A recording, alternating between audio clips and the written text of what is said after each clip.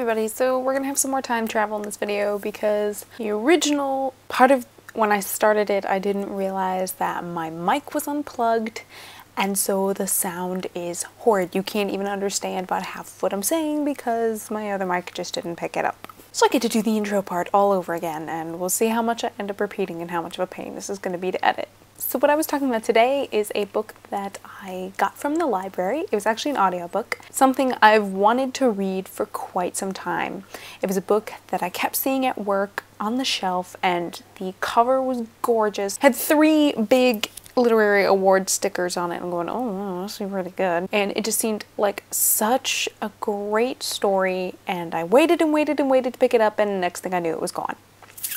So now I get to wait for it to come out in paperback. But the audiobook that I listened to and that I borrowed from my local library was Aristotle and Dante Discover the Secrets of the Universe by Benjamin Alire Saenz. I know technically it's Benjamin. Fun fact, I was not sure exactly how to pronounce his name and I wanted to do it correctly, so I looked up Mr. Saenz's name plus pronunciation and there was an audio clip for teachers / librarians who want to introduce him as an author to their classes where he says exactly how to say his name.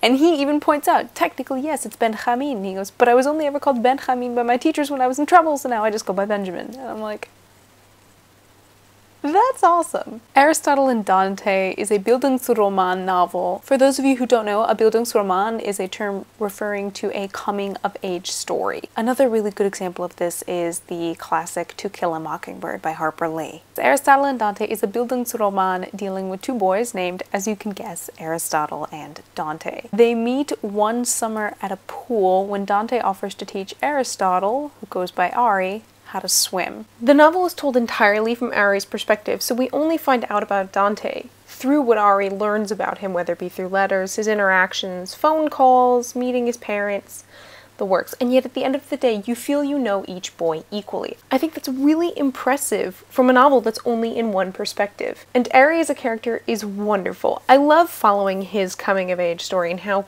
you know, he's just confused. He's a teenage boy. He's trying to figure out who he is, where he stands in the world, and dealing with the fact that his father still has some PTSD from Vietnam. He has a brother who's been imprisoned, and he doesn't know any of the details of why. He doesn't really remember his brother, and he feels like his parents treat his brother as if he were dead. Ari constantly feels like he lives in the shadow of his brother, that his parents are sort of waiting on tenterhooks for him to suddenly snap and become his brother. So he feels he needs to constantly be an angel. He needs to constantly be 100% good. And so when he does even anything that could be slightly wrong, it's this overwhelming guilt and confusion and anger and frustration. He's at the end of the day a really frustrated kid who's trying to grow up and doesn't really know how and feels that he's not getting enough from his parents in terms of what he needs. Dante, on the other hand, is this big ball of energy. He's very intelligent and seems to be the complete 180 of Aristotle, and he is in a lot of ways. Dante's main things that he's dealing with are the fact that he is gay in a time, culture, and place that's not particularly receptive or forgiving of that idea. So he has to deal with all of these feelings, as well as the fact that he's basically fallen in love with Aristotle, and Aristotle's like, bro, I'm not that way. That's gotta be hard. And I can speak from an empathetic perspective on that point, and that I understand what it means. I know what it's like to be in love with your best friend. It's the most wonderful and horrible thing in the world because you would do basically anything for that person. And I get that in this novel. I get that for Dante, he can't tell whether he hates Ari or whether he hates himself or whether it's actually hate, or is it just frustration and love and disappointment and having to deal with the fact that he's in love with Aristotle and he's like, well, it's not gonna happen. How do I deal with this? I can't. I don't know how. I'm a kid.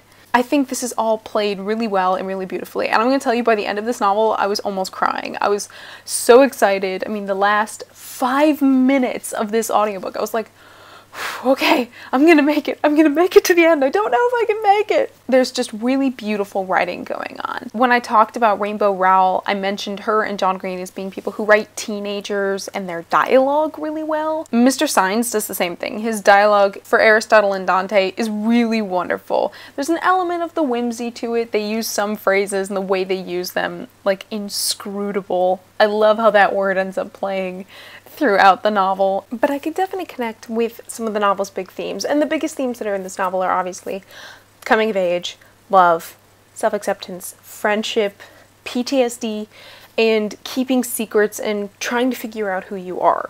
If you haven't had the chance yet to check out Aristotle and Dante Discover the Secrets of the Universe by Benjamin Alire Saenz, you really, really should. It's a beautiful novel, and it deserves every award that it got. So that's all for me today, you guys. So until next time, cheers.